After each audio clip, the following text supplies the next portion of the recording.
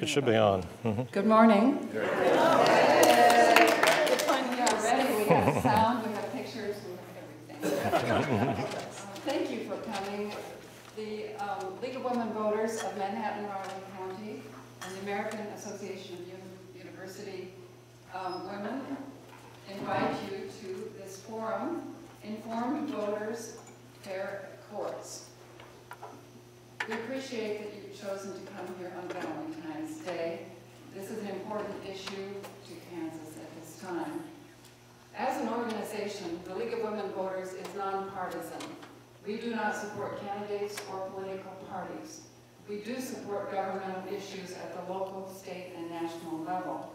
These include selection of judges, public education, clean air and water, public health, voting rights, and many other things. We have a long history of providing candidate forums before elections. We registered voters, and that's not easy in Kansas. We are always looking for new members, and so if you are of voting age, we invite you to become a member of the League of Women Voters. Today, we honor two longtime League members, Bob and Jan Crew, whose family, on the occasion of their 60th wedding anniversary, gave our League of Women Voters Education Fund a gift. This program is possible because of their gift, and we thank them. We all owe a debt of gratitude.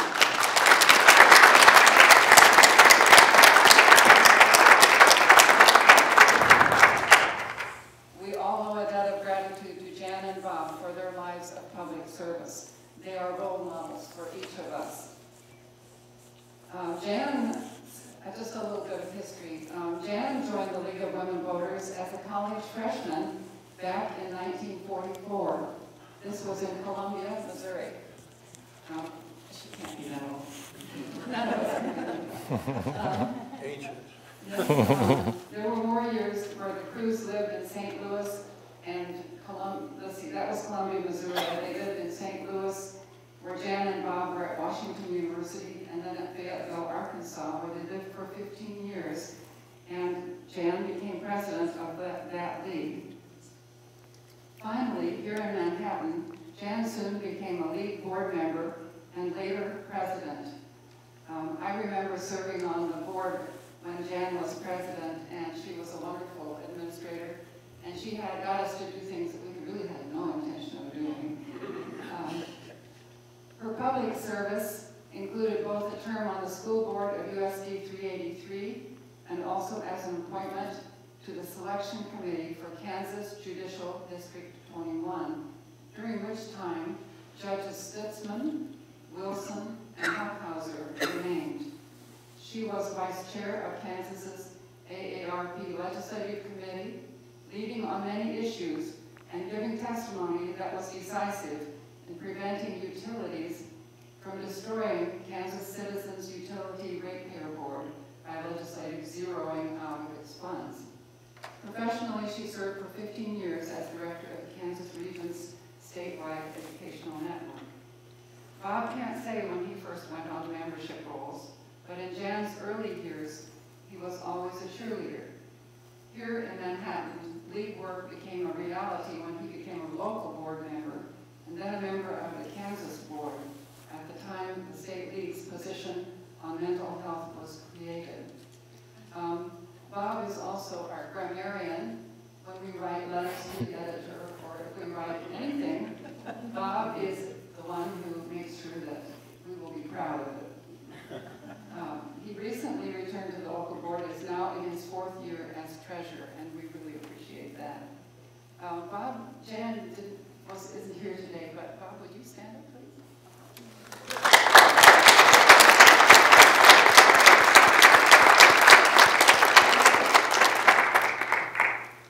It's no secret that Bob had his 90th birthday. I hope that when I'm 90 years old, I still have as much energy and enthusiasm for the work that needs to be done that he has. Our Gabriel Thompson, who was also a member of the selection committee for the Kansas Judicial District 21, at the same time as Jan was, and worked very hard to get such good judges for Manhattan, is going to introduce our speaker at this point. Oh, just housekeeping. If you have questions, write them on your piece of paper and we will be collecting them. So you should have gotten some paper and a pencil, and we will bring the questions to our speaker. Thank you. Good morning. We are really fortunate this morning to have an outstanding professional as our speaker. James Robinson has been recognized by many organizations, both national and in the state of Kansas, for his excellent professional practice and also for his contributions to his community and to the legal profession. He practices with the Wichita firm of Hyde, Fanning, and Honeyman, where he's a partner, and he's practiced there since his admission to the bar in 1983. Mr. Robinson has devoted a great deal of personal time over the last several years to the study of the judicial selection process in Kansas and in other states, making himself, along with our own Dick Seaton, one of the handful of best informed people on this crucial issue in our state. So we're really lucky to have him speaking to us this morning, and it's my honor to introduce Jim Robinson.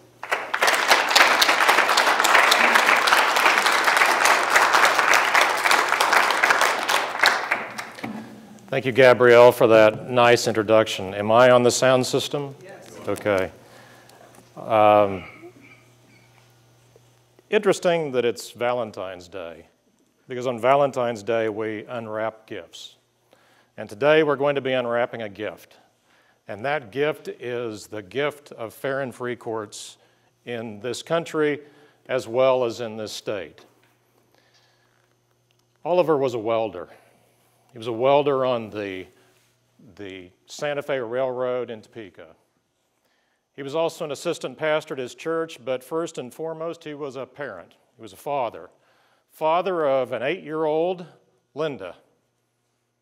Like any father in this room or any mother in this room, Oliver just wanted what was best and right for his daughter. Every day, Linda would leave the house, would traverse to the bus stop, and as she did, she had to walk through the dangerous switching yards of the Rock Island Line.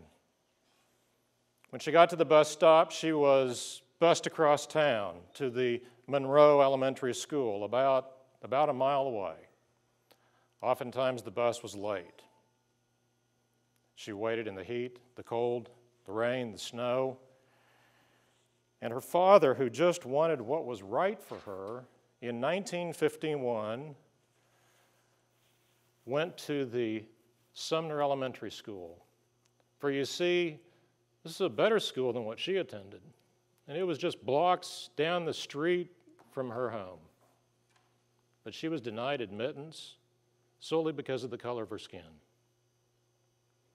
At that moment, Oliver joined the throng of American citizens at lunch counters, on buses, on city streets, at ballot boxes.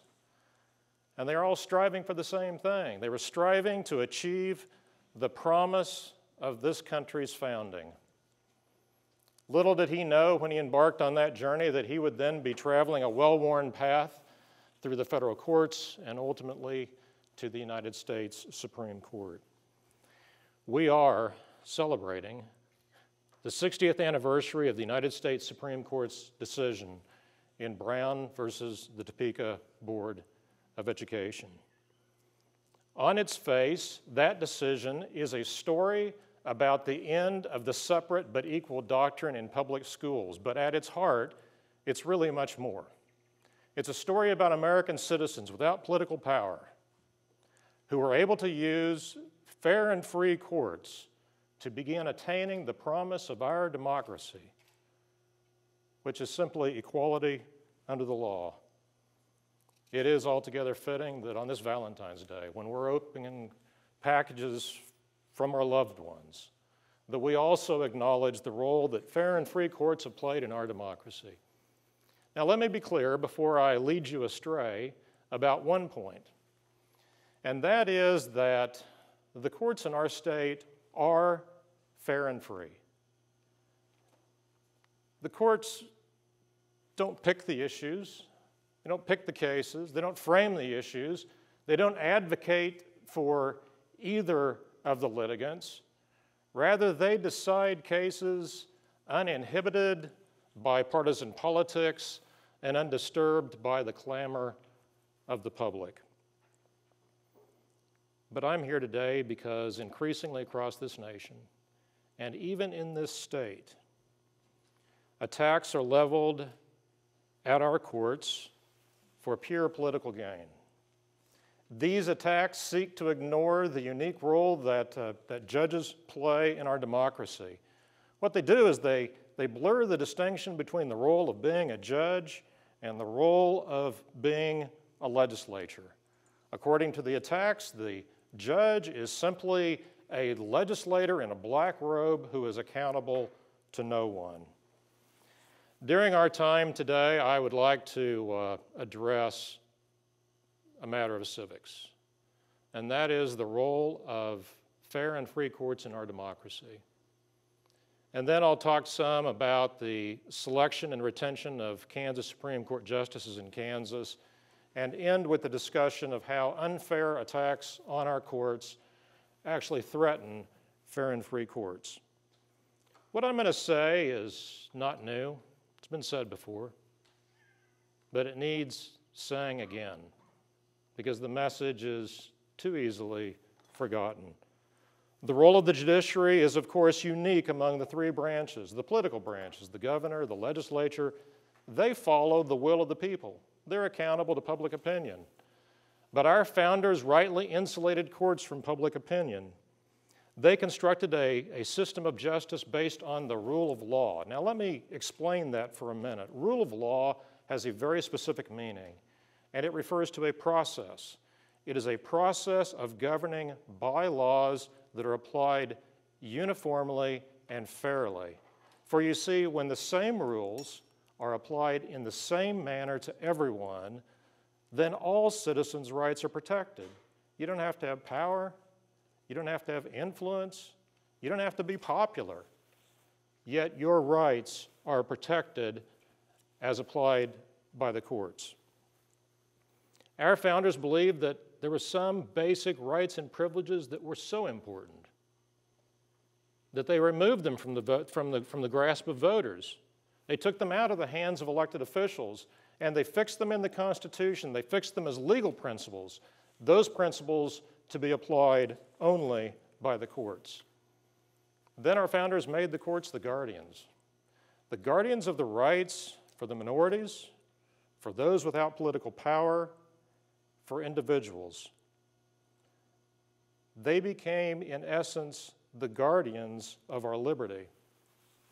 Then they made the judiciary an independent branch, not under the thumb of any of the other branches.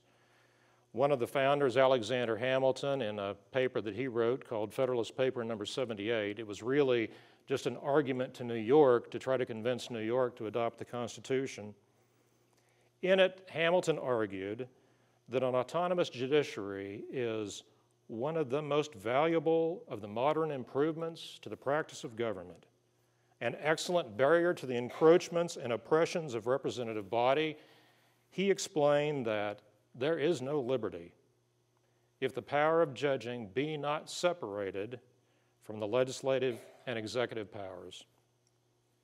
Our founders then called on the judiciary to patrol the legal boundaries of the Constitution. And they didn't do this because judges are somehow wiser or smarter than everyone else. They did it because allowing the other branches to police themselves is simply too dangerous. If the executive, the governor, the president, had the power to determine whether an executive order somehow exceeded the boundaries of the Constitution, the executive would become too powerful. A legislature that follows the will of the people, they would seldom turn down a popular statute that the people want, that may cross the Constitution's boundaries. So we gave those powers to the court. In 1803, in Marbury versus Madison, the classic Supreme Court case on judicial review, the court said, it is the Constitution that controls any legislative act repugnant to it. The court continued, it is emphatically the province and duty of the judicial department to say what the law is. Now, this whole concept of judicial review has gotten the courts in a lot of trouble through the history and currently today. For you see, courts oftentimes force politicians to do some unpopular things. It may be desegregating schools. It may be bringing prisons up to certain minimal standards. So the strong courts are absolutely a fundamental part of our democracy. But interestingly, our founders also made the courts the weakest branch of government. Courts don't have a sword. The only way that a court order is fulfilled or enforced is by the deference of the political branches. A sheriff has to serve an order. In the case of Brown versus the Board of Education, federal troops had to go to Little Rock, Arkansas. Now, there are some critics who would say that the courts don't deserve this deference from the political branches. They would say that unelected judges simply don't have the same democratic authority that they have. But I would submit to you that an election is not the only distinctive feature of our democracy. And this is the point that they miss. The other distinctive feature of our democracy is the fact that we have fair and impartial courts applying the rule of law, and that is something we need to celebrate as much as the fact that we have some officials who are elected and some who are not. Now, our founders believed that the best way to achieve fair and impartial courts was to insulate the judiciary from the changing winds of public opinion, and also to remove them from the attacks of the politicians. So we created this non-political department or institution, and that then collides with the political institutions over certain questions, and there is tension, and there are disagreements, and those disagreements can be profound, but that is exactly what our founders expected, and the reason is that it is courts that prevent the concentration of power in a single authority, and that is really what we're speaking about today. Historically, politicians in this country and in this state had a grudging respect for the role of the courts. They understood the value to the democracy of accepting and enforcing court decisions, even those with which they disagreed. And they typically practiced restraint when they were critiquing decisions or critiquing courts because they understood the importance to the democracy of not crossing that line. In the wake of the Supreme Court's May 17, 1954 decision, and you're seeing the front page of the Topeka Capital Journal here, the state resistance to federal court orders requiring segregation really put our courts to the test. This may have been one of the strongest tests our courts have had. There was an 11-page decision. Most Supreme Court decisions are much longer than that, but this one was 11 pages. It was written by Chief Justice Earl Warren. Now, Chief Justice Warren was fairly new to the court at that point, and had it occurred before Chief Justice Warren took the bench, there may have been a different outcome in the Brown case. But Chief Justice Warren's words were firm and clear. He wrote, "We conclude that in the field of public education, the doctrine of separate but equal has no place. Separate educational facilities are inherently unequal." The decision was unanimous. Public opinion about it was not. It was variously criticized and praised. Many considered the Brown decision to be the high water mark of judicial activism in this country, and they believed that Chief Justice Earl Warren was the problem. Now, the court was very clever about its order. It ordered the states to end desegregation, or to end segregation with all deliberate speed. That was the language chosen by the court. But the vagueness about how the court was then going to enforce the order gave segregationists the opportunity to organize a resistance. White Southerners rose up in defiance in opposition to the decision. predictions of angry, even violent resistance came true. Here's the miracle of the court. The Supreme Court could unlock the schoolhouse doors, but it could not, by the force of its will, end segregation. That had to occur through elected politicians who were willing to enforce the court's order. 2.5 years later, so we've had 2.5 years, we have the Brown decision. During a November 3, 1957 press conference, President Eisenhower is responding to criticisms from then Arkansas Governor Orville Faubus. Faubus was taking the position that this is a states' rights issue. It's not a federal issue. Stay out of our state. Leave us alone. Eisenhower's response was direct. He said, "These courts are not merely here about integration. These courts are our bulwark. They are our shield against autocratic government." What's interesting about that is that Eisenhower was not a particular rhetorical advocate for racial equality, but he did have an uncompromising view about the value of courts in our democracy. With the federal court order, we had African American children who were able to go to and from school while U.S. Marshals kept the peace, and we know what happened in the years after Brown. Had the court or had the president been looking over their shoulder at public opinion and deciding how to take their actions, it is very likely that the Brown case would have come out very differently. Either the Brown case would have come out differently, or we wouldn't have had executive action to enforce the order, and segregation would continue, perhaps challenged, but continue.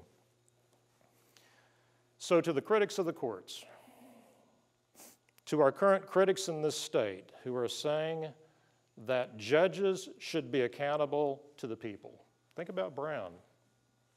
When they say judges should be accountable to the people, I would ask a very simple question. Which people? Should judges be accountable to politicians who will not take the trouble to understand the detailed facts and controlling law of actual cases? Should the justices be accountable to the majority? You know, these folks who were protesting these little African American children going to school, should we entrust that decision to the majority? And if we do, what does that mean for minority rights? And then how does a court balance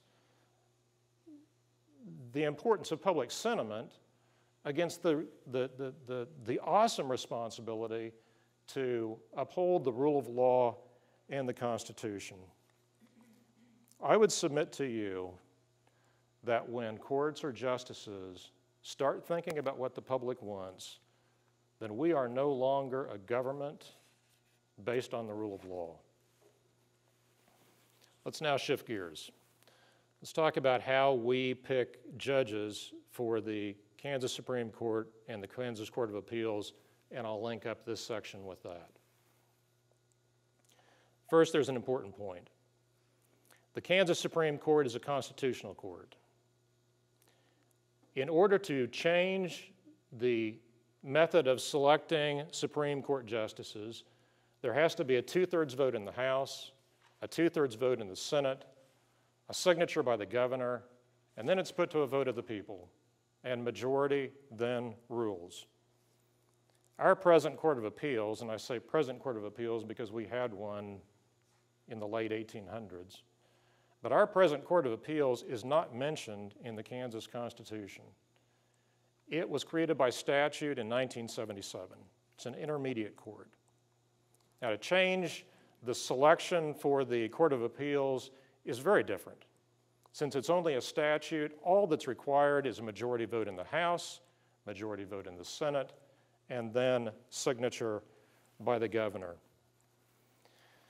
So how did Kansas come to the methods of selection that we have today? When Kansas entered the Union in 1861, nationally it was popular to elect judges in direct partisan elections. Kansas followed suit. The Kansas Constitution provided for direct election of judges.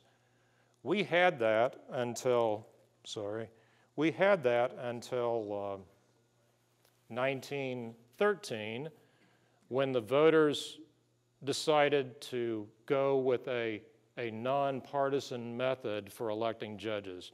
For you see, there had been serious concerns about the role of political parties in the selection of judges.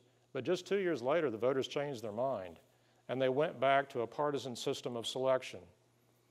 And then it was in the 1950s that again we had concerns about the role of parties in politics in the selection of judges, that there were proposals introduced in the legislature.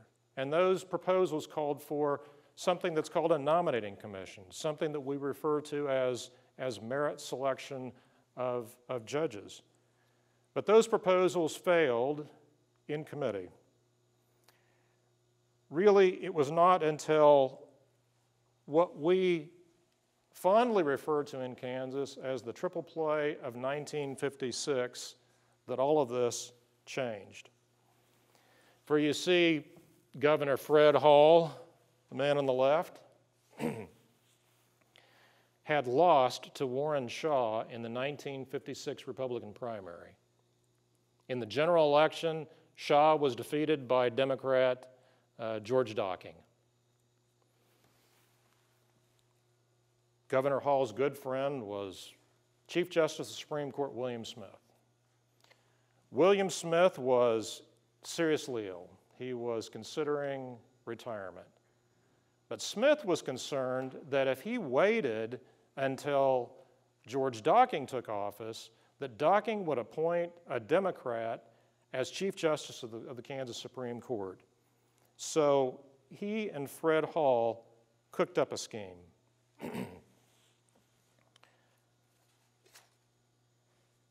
Chief Justice Smith, on December 31st of 1956, resigned as Chief Justice of the Supreme Court. A few days later, January 3, 1957, oath of office. We have Governor Hall resign as governor.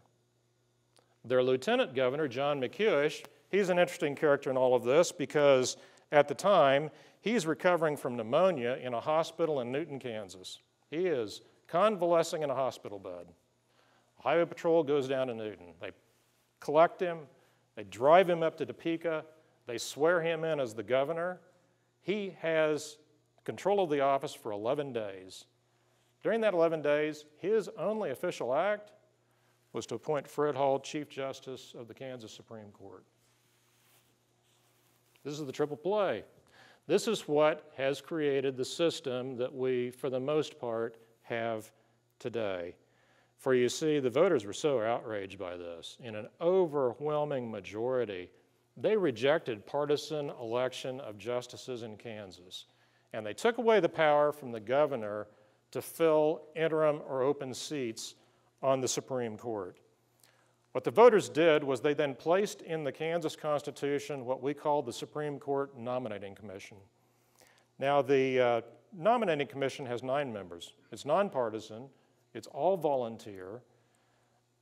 4 of the members of the Nominating Commission are chosen by the governor.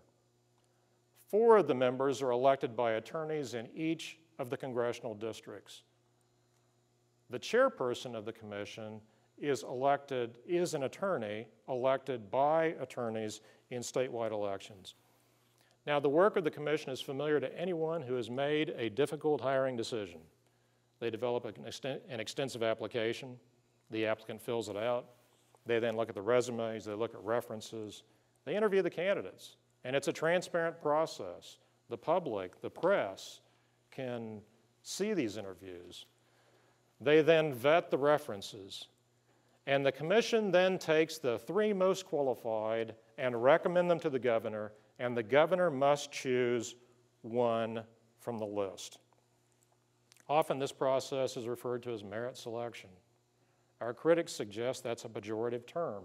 It's not pejorative at all. What it simply means is that we choose judges based on qualifications, not based on social or political connections.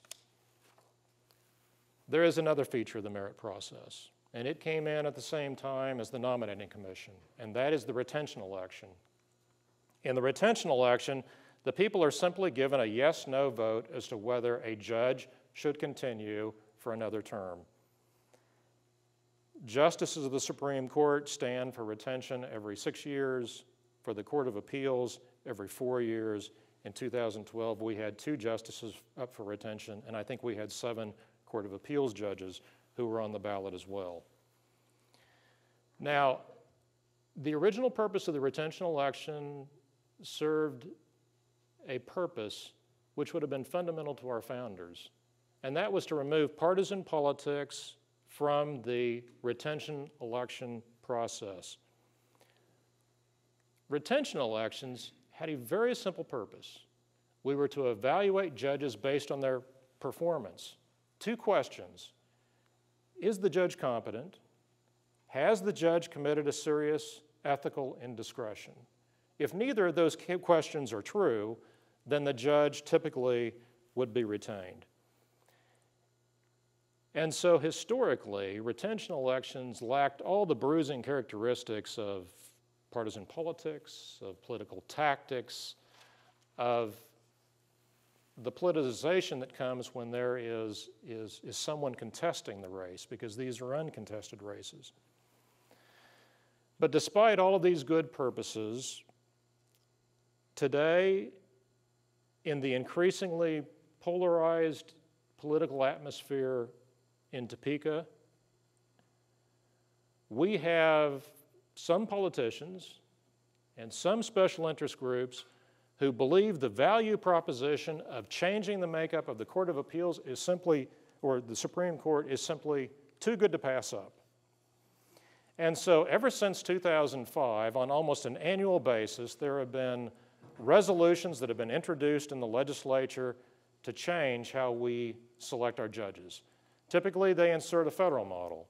And in the federal model, the governor chooses the candidate and the Senate confirms.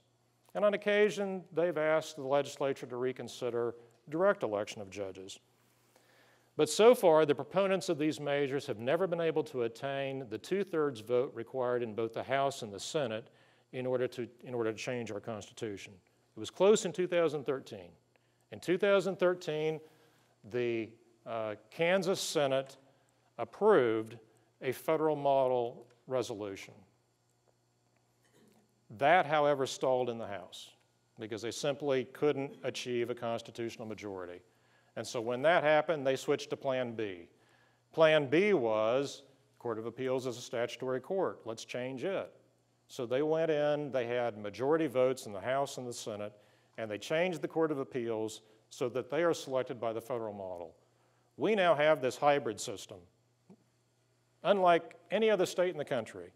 So the Court of Appeals is chosen under the federal model. The Kansas Supreme Court is still chosen under merit selection. Undaunted after almost 10 years of trying, this year in the legislature, we have 5 resolutions for constitutional amendments that change how we select judges.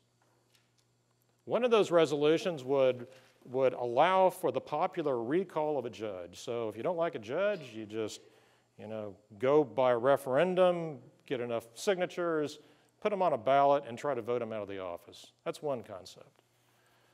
Another is the federal model. We already have it for the Court of Appeals. What they want to do is make the Court of Appeals now a constitutional court, and then have the federal model for both the Court of Appeals and the Supreme Court. Then we have a bill calling for the direct partisan election of judges, like what we had prior to 1956. And then finally, we have 2 resolutions that would tinker with the nominating commission, change it in some fashion, change its rules, and then add Senate confirmation on the back side. So you would get sort of this hybrid mix of systems. The politicians are lining up. The governor, the attorney general, the secretary of state, they've all cast their weight behind one or more of these measures. There is also pending in the House a bill, just a straight statute, that would change the retirement age of judges. We would go from 75 to 65. The only reason for that is to flush judges out of the court so that they have an opportunity to send more of their own to the system. So, what is it that's prompting this change? You're going to hear my view now. The motivation is pure and simple. For these special interest groups and these politicians, they know that courts can thwart their agendas. Through the power of judicial review, they can do things that will stop their agendas dead in the tracks. These folks, I would submit, are swimming against the tide of our founding. They have this misguided idea that justices are a means to an end, and that to pursue their chosen means, it's appropriate to select judges who either have committed or will commit to them in advance. Now, I would say that any voter who has even the briefest understanding of the role of courts in our democracy might say something in response to that that would be like, huh? You know, seriously, what they're really then trying to do in order to counter the huh is to turn the tables on the argument. So they want you to believe that courts are now undemocratic.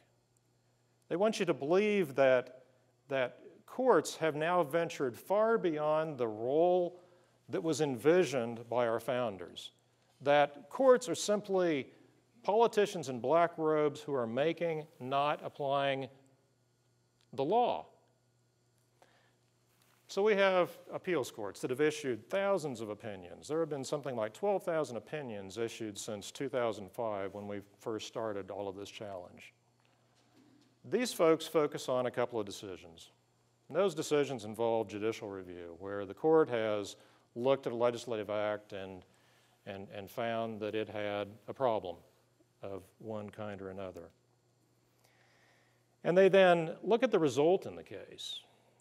Not the analysis, but just the result. What happened? Was that result popular?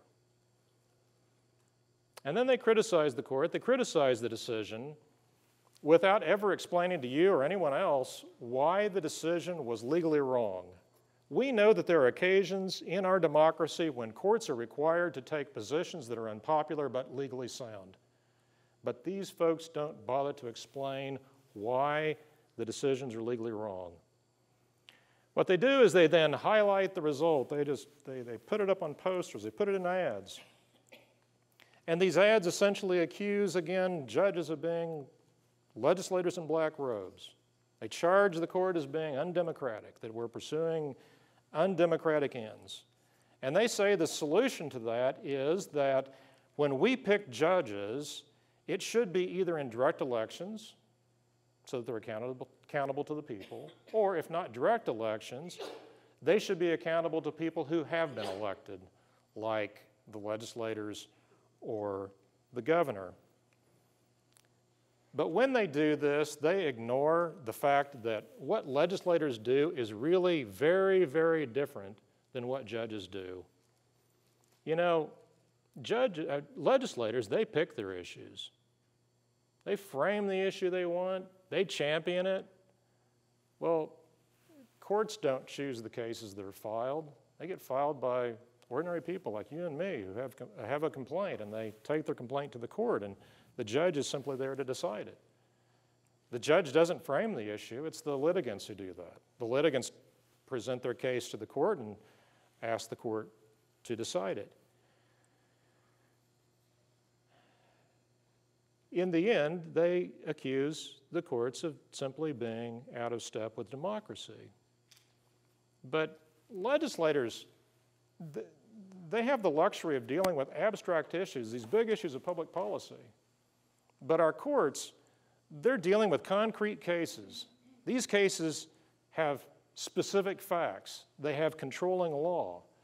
And the discretion of the courts is constrained by both the facts and the law that the cases present. Legislators don't have any such constraint. They can go in whatever direction they choose as long as they can get a majority vote for their proposition. Court decisions, unlike legislative decisions, are always subject to being distinguished in a case with different facts. And court decisions, unlike legislative decisions, can be reversed for error. Most important, legislators are accountable to the people. Our founders were smart. They insulated our courts from public opinion. They're not accountable to the people. They are accountable to the rule of law and to the Constitution, and that's what happens in appellate courts every day across this country. Decisions are reviewed, a decision is made, whether to sustain the decision or reverse the decision. And that can go all the way to the United States Supreme Court. Courts are held accountable ultimately through the rule of law, the process of governing by laws that produces fair and impartial results. Now, this argument of blurring the distinction between the role of judges and the role of legislators is troubling because it serves one purpose, and that is the concentration of authority in a single group. And that should be a concern for all of us here. What we see happening in Kansas is not unique. These kinds of actions are unfolding across the country in the 20 states that have merit processes. It's always the same groups, same funders, same messages that come into play. This is most easily seen in the politicization of the retention election, and I say that because we can actually see ads, so you know exactly where they are. In 2010, Iowa voters sent shockwaves across the country when they unseated 3 justices over a 2009 decision that struck down Iowa's ban on same-sex marriage.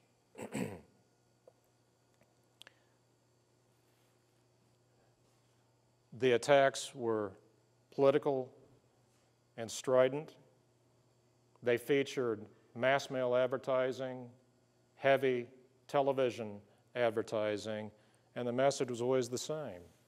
We have activist judges, legislators in black robes that are making decisions that are not popular with the people.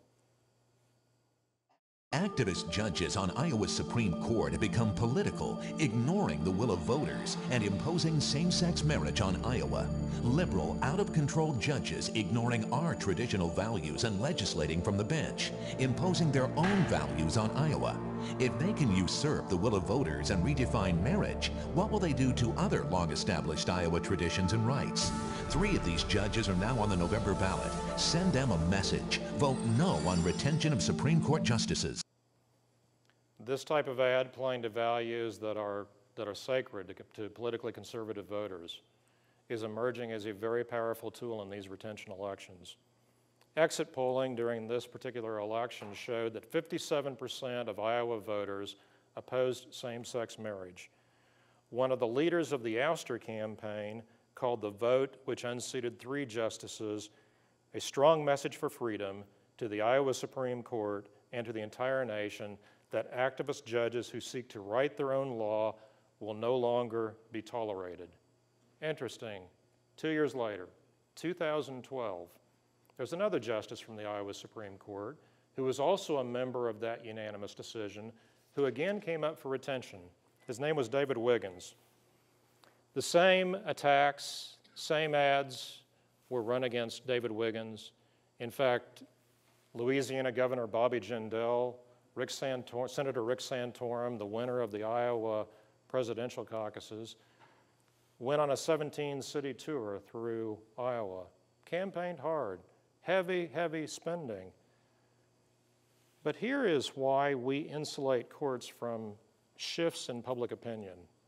By 2012, 56% of Iowa voters now opposed a ban on same-sex marriage. Justice David Wiggins received 54% of the vote. He retained his position in office. That's why we insulate courts from the shifting winds of public opinions. In 2012, 3 members of the Florida Supreme Court also faced issue-oriented attacks. All 3 were appointed in 1998 by Democratic Governor Lawton Chiles. Lawton Chiles exited in 2011. In comes Governor Rick Scott. Rick Scott, in the meantime, has been able to change the nominating commission process so that he now controls all of the choices of the nominees who go to the commission. So in theory, he can pick his own judges. If he can unseat these 3, then he can send 3 justices to the Florida Supreme Court. The message of these campaigns was that justices have records too. In other words, politicians in black robes making decisions for you and me. Allied groups, including Americans for Prosperity, gave these judges failing grades on, you'll see, a whole host of issues. After a bruising campaign, we have this. On a day such as this, in a parking lot like this one, Gene Bickner, 38 years old, was victim of 2 horrendous attacks. First, by an unfeeling attacker. Then, much later, by 3 unelected Florida Supreme Court justices. Abducted by Joe Nixon and burned to death, Gene's story only gets worse. Nixon bragged to his brother and girlfriend, and upon arrest confessed to police in graphic detail. Clear-cut evidence was gathered. A trial scheduled and Nixon was convicted and sentenced with the death penalty. If that wasn't ugly enough, 3 Florida Supreme Court justices, Barbara Pariente, Peggy Quince, and Fred Lewis, threw out the conviction, citing a never-before-recognized legal technicality. Pariente, Quince, and Lewis wanted to give this unrepentant killer another chance. Fortunately, the story doesn't end there. The federal Supreme Court unanimously overturned this bizarre judgment. They said no to Pariente, Quince, and Lewis. This year, these 3 justices are merit retention candidates. These justices have also opposed patients' rights, undermined property rights, education, and fair elections. Florida has one of America's most activist courts. That's why I'm urging you to visit restorejustice2012.com and help put an end to it.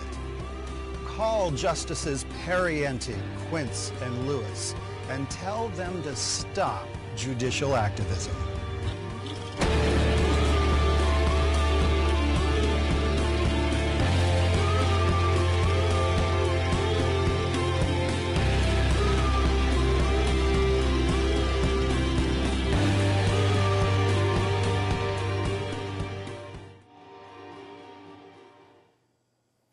After a bruising campaign, all 3 justices were retained. But they were retained with a much narrower margin than they would typically see in a retention election. The people who ran these ads crowed. They crowed that they had sent a message to the Florida Supreme Court that justices would be held to account if they did not follow the will of the people. Turn to Tennessee in 2012. We have 3 justices who are up for retention. This time, the anti-retention campaign is led by the Republican lieutenant governor of the state. His message is, we have justices that are anti-business and soft on crime. The most liberal place in Tennessee, it's not a college campus. It's not a big city. It's here, the state Supreme Court. Liberal Democrats control our court and threaten your freedom. They're liberal on crime. They advanced Obamacare in Tennessee. But now you can fight back. Vote to replace the Tennessee Supreme Court. Find Connie Clark and the liberals on your ballot. Vote to replace Judge Connie Clark. Replace the liberal Supreme Court. Make your stand. Now, a common feature in all of these elections is that Americans for Prosperity is a heavy funder of the actions. There are other allied groups. The Republican Party has been active in all of these elections. I'm not criticizing the Republican Party. I'm personally a registered Republican, but it's just a fact that it has been very involved in the campaigns themselves. That then brings us up to 2014 in Kansas. You'll recall that in 2014 we had 2 Kansas Supreme Court justices who were standing for retention. Just within a few months of the election, we had a group that formed in the state to oppose the retention of these justices. And they focused on one thing, and it was a decision in a case involving the Carr brothers. I don't know if you know much about the case, but the Carr brothers, at least in Wichita, had committed unspeakable crimes. The pain that was felt by the victims' families would be just absolutely unbearable. And a Sedgwick County jury heard all the crimes, and they sentenced these men to life, and they sentenced them to death. Then the Kansas Supreme Court heard the appeal in the case. That appeal was heard in the summer of 2014. And the Kansas Supreme Court affirmed the convictions, affirmed the life sentences, but reversed on the death sentences. The reason was simple. At the point of what we call the death penalty phase of the trial, each brother was pointing their finger at the other. And the court said that under the Constitution, they deserved individual hearings. Instead, the district court gave them a single hearing. So the Supreme Court said, it needs to go back, and we need to have a hearing on that simple point. But these men were never going to hit the streets. They were in prison for the rest of their lives. What makes the Carr brothers case important is that, as you know from living in Kansas, coming down to the wire, the governor's race was very tight. We had Paul Davis and the governor who were almost statistically tied in most of the polls that were around. Well, the governor's polling firm wrote him a memo. And the memo basically said, Governor, you are tied, and you cannot move voters on any of the traditional messages. The memo essentially said that the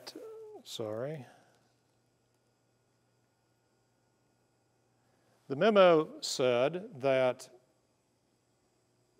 Paul Davis's support for the merit selection process, because he had been a legislator and had opposed efforts to change the selection method, that his support for that process, if you could somehow link it to the Carr brothers case, then that would have a significant impact in the race. In fact, the memo actually reads that our polling shows that when voters are informed of Davis's relationships with the Supreme Court and reminded of the court decision to overthrow the conviction and sentencing of the Carr brothers, they break against Davis by a better than 5-to-1 ratio. During the gubernatorial debate that occurred just shortly after this memo, the governor called the Supreme Court a very liberal court. And he argued that Paul Davis wants to continue to appoint liberal judges to the court. He said, I want to appoint judges who will interpret the law, not rewrite it as they choose to see it to be. Here is the ad the governor ran just 11 days before the election.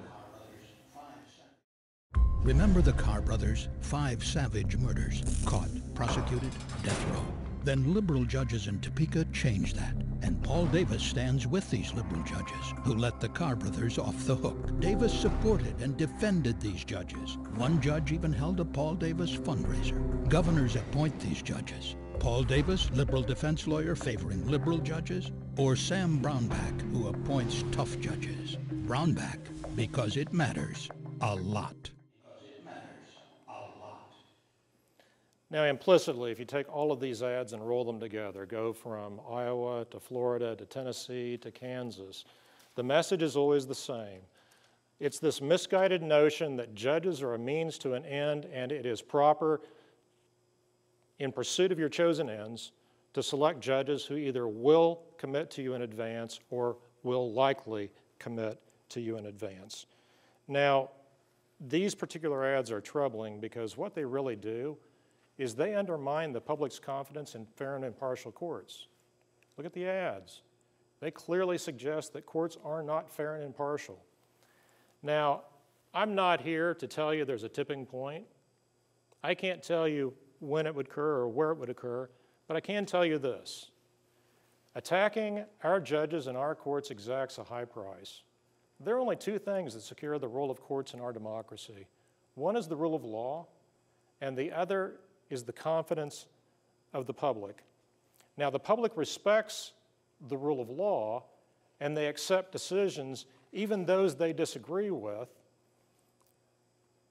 because they think courts decide cases fairly and impartially. That's the rule of law. A 2012 national survey showed that 58% of Americans say that the civil justice produces fair and impartial results. But here's my concern. The public's acceptance of the courts is never a sure thing.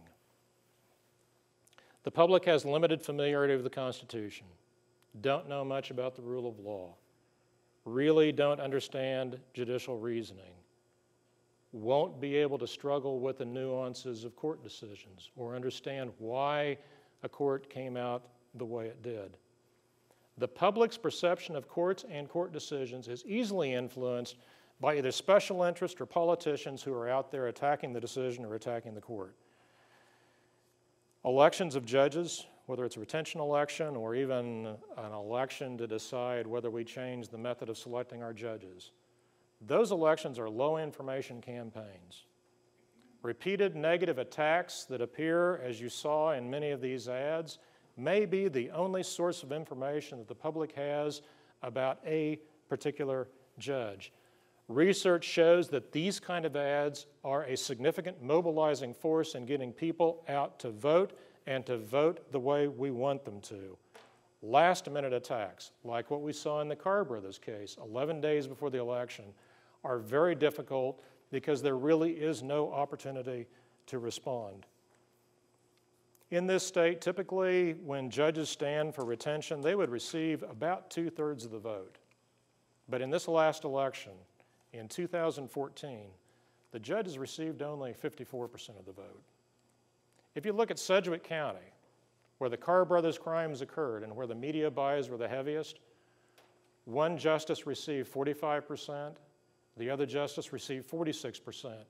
If you look at the entire state, the justices actually lost half the counties in the state. The problem is that these are not fair fights. You never heard Justice Rosen or Justice Johnson say anything in the campaign. They had no campaign. And the reason is because you typically only hear judges either in court or through the decisions they write. And that's the convention in which they operate. For you see, if a judge publicly responds to criticism, or if a judge tries to explain the result in a case, the judge becomes part of the political process. And by becoming part of the political process, you've undermined the public's perception of fairness and their willingness to abide by the judge's decision. But here's the other side. If the judge does not respond to the attack, many will believe the attack is unanswerable. These aren't fair fights. Former Iowa Supreme Court Justice Marcia Turnus, who was turned out in 2010, in explaining the justice's decision there not to campaign, said this: "We decided we would not contribute to the politicization of the judiciary in Iowa, even though we knew this decision might cost us our jobs. Our hope was that the Bar Association and others would come to our aid. They did, but not with the vigor and money that was required to counteract the emotionally laden and factually inaccurate television ads that ran incessantly for 3 months prior to the election." One of my favorite movies is The American President. It was released in 1995. And in The American President, the president, his name is Andy Shepard, played by Michael Douglas, is running for re-election. And he's running against the junior senator from Kansas, Bob Rumson. Bob Rumson is played by Richard Dreyfuss. Every day, Bob Rumson is out there and he's hurling political attacks at the president. He's challenging his credibility. He even challenges his patriotism. But the president, like these justices, decide to take the high road. He's not going to respond to the attacks. He's just going to let it play out the way it is. Well, the president had a young aide. His name was Louis Rothschild, and he was played by Michael J. Fox. And Louis Rothschild is becoming really irritated that the president just continues to stand on the sidelines.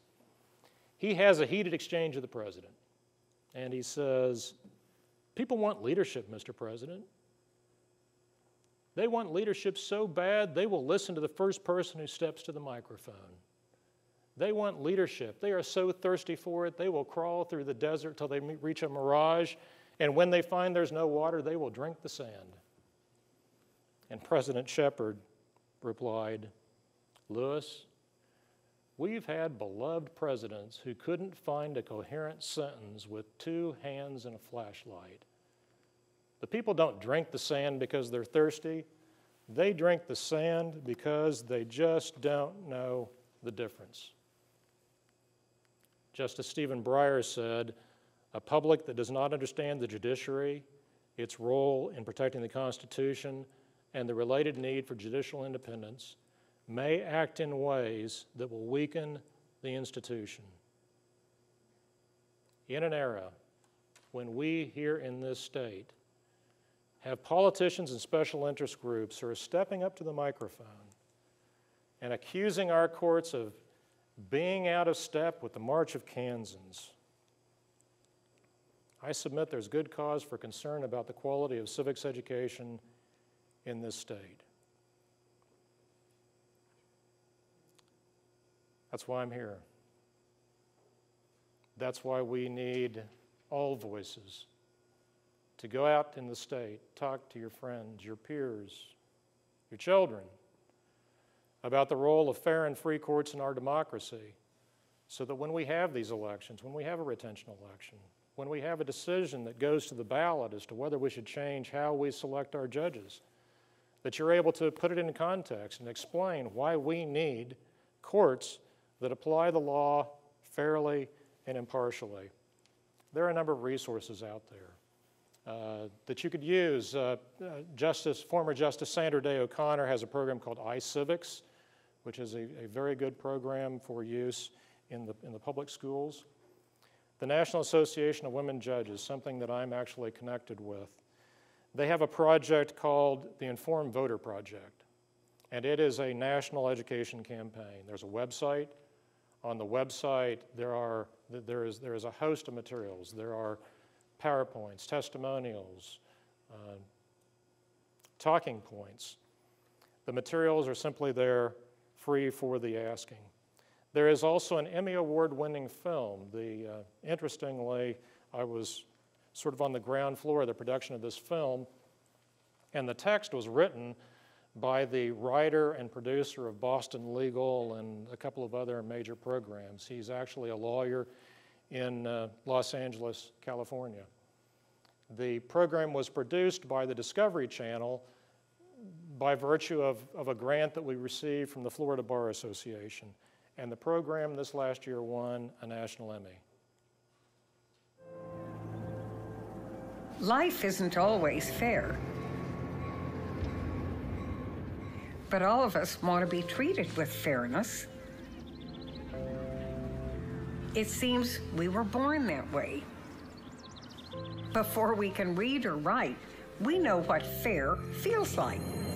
We know what fair feels like. None of us had to be taught how to say, "That's not fair." The first lessons we learn at home and at school are how to be fair. Everyone gets a turn, no cutting in line, share what you have. It seems so simple until you try to do it. Because even though we all want fairness, We don't always agree on what's fair and what isn't. Stripped down to its core, fairness is treating others the way you want them to treat you, and knowing they will treat you the same way.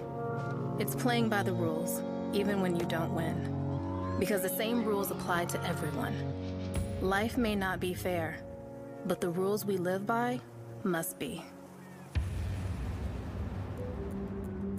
In America, fairness is the foundation of our laws. But you won't find the word fair or fairness anywhere in our Constitution or Bill of Rights.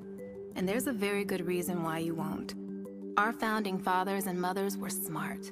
They knew it is impossible to define what's fair and what isn't in every situation. So they created one branch of government devoted to fairness, a third branch of government equal to the others, a branch whose one and only job is to decide what's fair. It is the judicial branch. It is made up of our nation's courts and judges. Judges who don't represent one group or party versus another. Judges who don't make decisions based on their personal opinions. Impartial judges who apply the law without playing favorites. Free from fear or sympathy or prejudice. Free from the influence of special interest groups. Free from emotions that fuel our country's most divisive debates. Judges who don't bend the rules. Judges who don't bend to pressure. Judges who stand for one thing and only one thing. Fairness. It isn't flashy work. Nobody ever went to a game to watch the referee. But there can't be a fair contest without one. It means making hard but fair calls and not letting the crowd's reaction change your mind. Because fairness has never been a popularity contest. And doing what's right isn't based on poll numbers. Throughout our history, Americans look to the courts for fairness. Today, Americans still go to court because they trust the judge will handle their case with an even hand, fair and square. They believe that while no one in America is above the law, all of us are entitled to the same law, guaranteed by fair and impartial judges.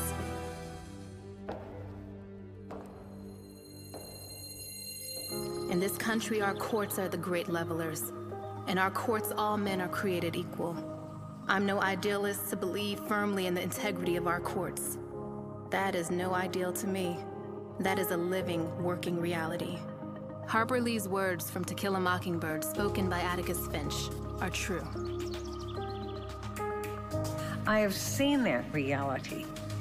I have worked alongside judges and justices dedicated to defending the integrity of our courts. Even-handed judges committed to doing justice for all. Impartial judges who stand outside of politics and partisanship, free from the influence of special interests or particular groups and causes. Because when a judge does what is right according to the law, when a judge decides each case strictly on the merits, when a judge gives every case and every person the same treatment, our courts are what they have always been and must always be: fair and free.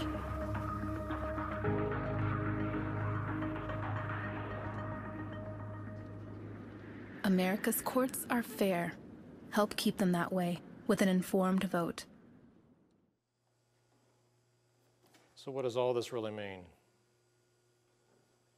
For the people of Kansas, this discussion about court decisions and about how we select judges boils down to a very simple question.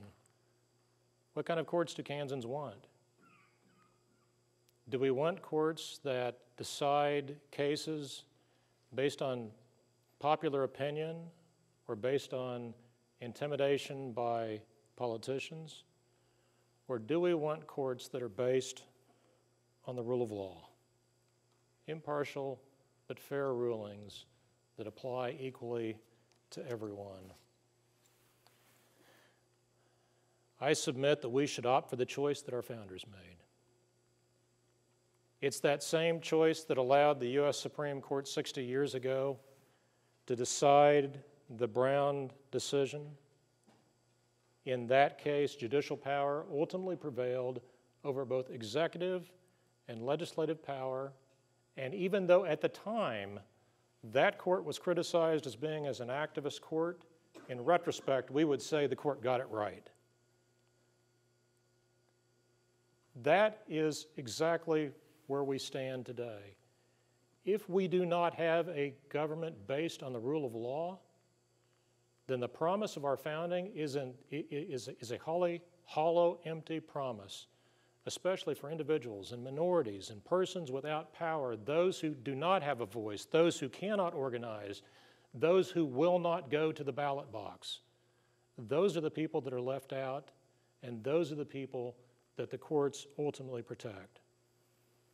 Protecting courts in this current environment, this very highly polarized political atmosphere, is really advanced citizenship.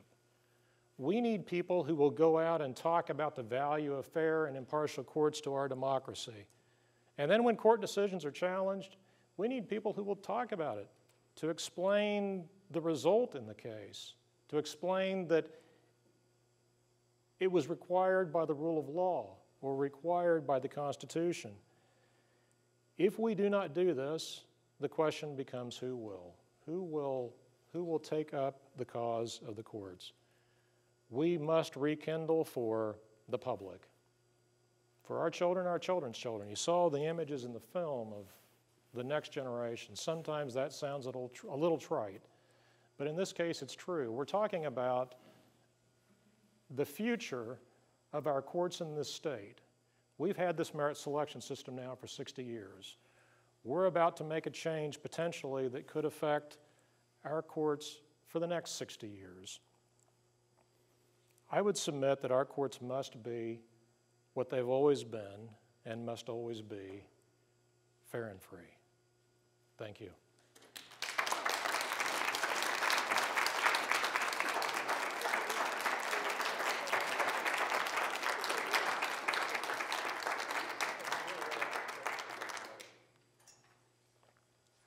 We're picking up questions now, so if you have written out a question, please give it to Jean as she walks around.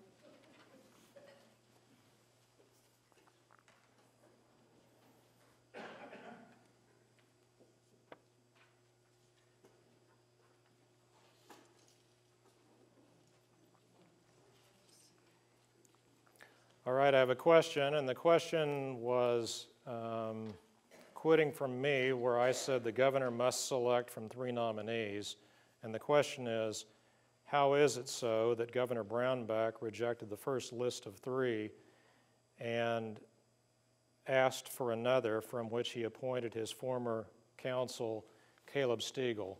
Actually, that's not what happened. There was only a single list, and Caleb Stegall was on the original list that was presented to the governor, and he came through a merit process. Remember that Caleb Stegall went to the Court of Appeals through the federal process, so the governor appointed, Senate confirmed, he went to the Court of Appeals. Then when the seat opened on the Kansas Supreme Court, Justice Nancy Moritz went to the 10th Circuit, which opened a seat on the Supreme Court. Caleb Stegall, along with others, applied for that position.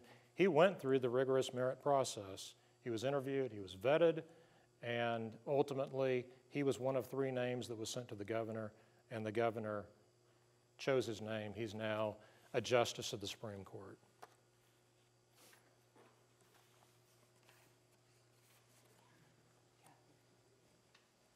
We have 4 more. Some of them are a little better than others, Okay. but none of them are objectionable, really.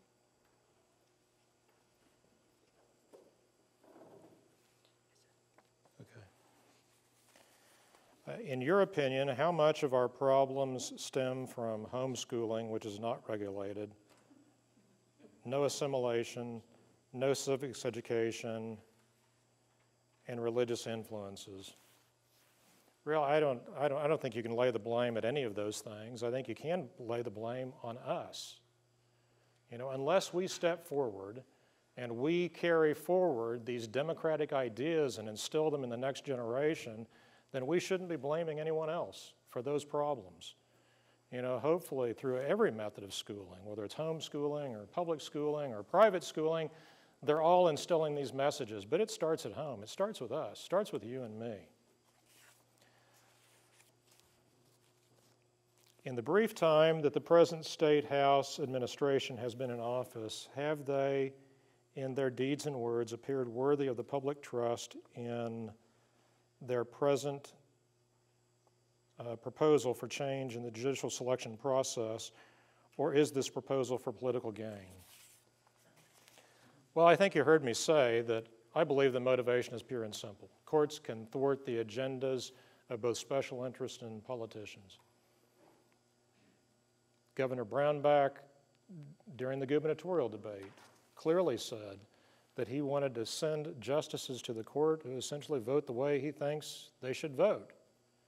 That's a pretty clear message that there is a belief in Topeka that it is appropriate in pursuit of your chosen ends to pick a justice who thinks like you and who's likely to make decisions that you support. That's not where we were headed in the founding of our country. That is a very different system. And if a judge is beholden to a politician, then what happens to fair and impartial courts? What happens to the guarantees for those that don't have the political power, like the governor? Do they get the same consideration in courts that the governor receives? Personally, I think that is very troubling. Which states use the current process used in Kansas and which don't? I can't give you the list. There are 20 states that use merit process. Now, the hard thing about this is that there is no one-size-fits-all. Every merit process differs. They differ in terms of how they pick the nominating commission, in terms of the process that's used. The only common thread that runs through them all is the intention is that they will select candidates based on qualification rather than social or political connection. Now, the more interesting question is, which states use the federal model? And I like to key on New Jersey. New Jersey has a model where the governor selects and the Senate confirms. They have a little wrinkle. After a Supreme Court justice serves for 7 years, then that justice has to be reappointed by the governor. So in 2010, Chris Christie is running for governor in the state of New Jersey. And he takes the position that the New Jersey Supreme Court is this liberal activist bastion. And he has just one criteria that he uses when he picks a judge. And he says to the applicants, if you want to put on the black robe, you can't legislate. He made it clear that he was campaigning against the Supreme Court. As soon as he took office, Justice John Wallace, the only African American on the New Jersey Supreme Court, came up for reappointment. Governor Christie refused to reappoint John Wallace, saying he's part of the liberal activist court problem that we have in this state. For years, Governor Christie sent appointees to the New Jersey Senate for confirmation. But you see, the New Jersey Senate is dominated by the Democrats, and they refused every appointment. The New Jersey Supreme Court had 7 members. For a long time, they operated with only 4 because they kept losing members and couldn't get anyone reappointed. That's the reality that we have with the federal model. And that is also what's going on in the federal government. We have, at one point, 40% of the judicial positions were vacant in this country because we have obviously a Democratic president with a Republican Senate and could not get those nominees through. I don't think that's a better model than what we have. As the retention standards, competent, ethical in the Constitution, are the retention standards competent, ethical in the Constitution for the Supreme Court? Are they in state statutes for the Court of Appeals?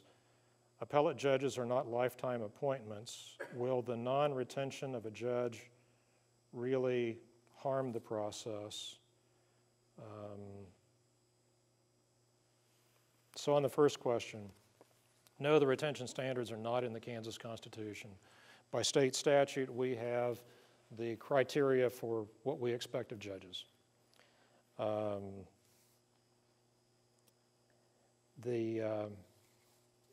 Obviously, the appellate judges don't have lifetime appointment. It's a difference in the federal model. In the federal system, judges do have lifetime appointment. And that's why our founders opted for Senate confirmation. But here is, I think, the really interesting feature. For those who want to rely on the federal model and say that it's more democratic, remember that when Senate confirmation was instituted in the Constitution, the Senate was not democratically elected. These were representatives from states that were chosen by caucuses in states, but they were not democratically elected. And the reason for that was that, again, they wanted to insulate judges to the greatest extent from public opinion. Now in the Kansas Senate, they are popularly elected. So the argument then comes that it is therefore more democratic in our system for the Senate to do the confirmation. But again, it comes around to the basic point. Do we want judges that are insulated from public opinion? Do we really want them chosen or beholden to persons that are elected? I submit no.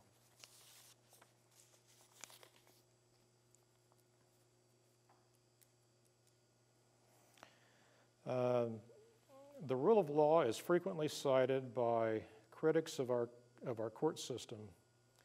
Is that definition the same as your definition of rule of law? No, it isn't. Classically, historically, the notion of rule of law referred to a process for deciding cases in a fair and impartial manner. If the process is correct, then the result will be correct. The critics, or the opponents of my position, argue that judges have usurped the rule of law. And what they mean by that is the result of the cases are out of line with what the public wants. That is a very different notion from the rule of law. So where you have a case, it could be, take the worst possible scenario, a child rapist who is going to court. That person may be the most despicable person on the planet. And you and I may never choose to associate with them. But we expect the process to be fair.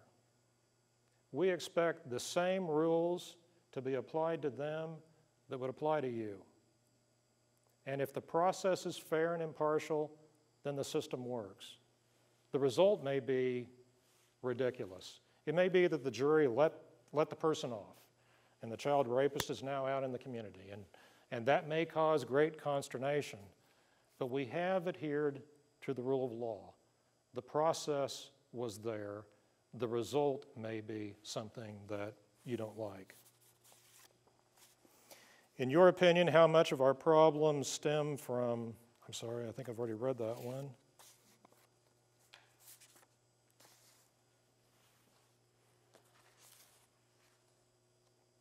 I think that I've read all of the questions. Oh, I'm sorry. Because the legislature has the power of the purse, can courts really be an individual and separate branch? That's a great question.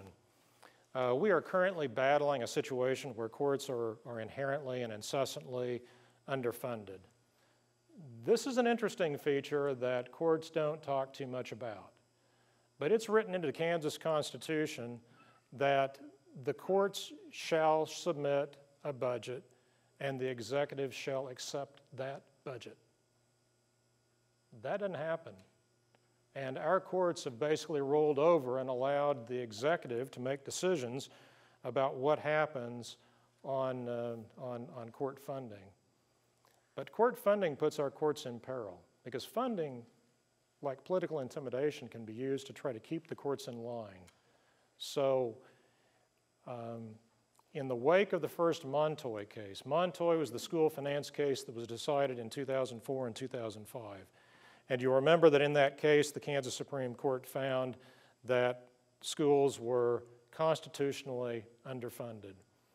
The next year, the legislature gave, I believe it was an 8% pay increase across the board to judges in the state, but denied it to members of the Kansas Supreme Court. I think it was Alexander Hamilton. Is that 8%? I'm sorry? I think the only thing you have wrong, surely, Is the 8%? Well, the judges had not received a pay increase for a long period of time, and I don't remember exactly what it was. But whatever the standard was, the Supreme Court didn't get it. And it created a kind of an interesting situation because the Court of Appeals is supposed to be an intermediate court. But at the time, the chief judge of the Court of Appeals was actually, after the pay increase, making more than members of the Kansas Supreme Court. And the following year, we went to the legislature and said, that's not right. You don't punish the courts for a decision that you think is wrong. And they restored the pay increase to the court. We currently have funding issues. You know, I can't tell you that there is a direct link between the legislature's concern with courts and their decision to fund courts. But it certainly is existing simultaneous, and certainly the executive is not accepting the budget recommendations that are coming from the courts that would fully fund the courts. So now we have courts that are just getting by. What we just did in the state budget. So the one thing that's become very difficult for the courts is that increasingly courts have moved away from being funded out of general revenues and are now being funded based on docket fees. This first came about in, I think, 2002 or somewhere in that time frame when there was a real crisis. There wasn't enough money for the courts. And Chief Justice Kay McFarland put into effect something that she called the emergency surcharge. This was supposed to be a one-time thing that would infuse the courts. And there was then this huge discussion in the state about whether the courts had crossed that separation of powers line, because courts don't have the power of the purse. But the legislators sat back and looked at how these docket fees rolled in, and they thought, oh, that's not such a bad idea. So over the years, courts are increasingly reliant on docket fees for their funding. The problem with that is that court filings are down, and they've been going down for the last decade. And so courts do not have a steady source of funding that they can, on which they can count. We fought for funding in the last legislative session, and the legislature put an additional $8 million into the courts because we were going to be $8 million short with the current funding streams that we had. This year, because filings are again going down, we were facing I think it was a $3.2 or $3.8 million, somewhere in there, deficit in the courts. So we needed a fix. It's not a good year to try to get money for anything. General funding wasn't an option. So we kind of robbed internally in order to prop up the courts. There was a fund that was created so that we could have e-filing, so that attorneys around the state could file their briefs electronically. There was about $3.2 million in that fund. We have now transferred that money to the courts in order to try to fill this gap that's created. Here's the important part of that. 98% of court revenue pays salaries. If you cut courts, you have to lay off people. You have to close courts. It costs about $250,000 a day to keep courts open. So if you want to know what effect a $3.8 million hit would take on the judicial budget, just divide $250,000 into that, and you would quickly see that courts would be closing for weeks. You know, this fiscal period ends on July the 1st. Hopefully, the $3.2 million that moves is going to get us through, but if it doesn't, courts will close unless they have some other funding source.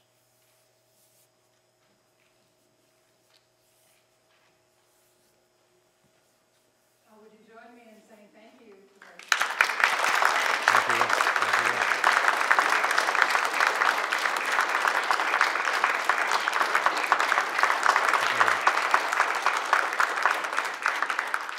I think this has been extremely worthwhile, and I hope you enjoyed it as much as I did. We thank you again for coming up from Wichita. Thank you. We really appreciate it.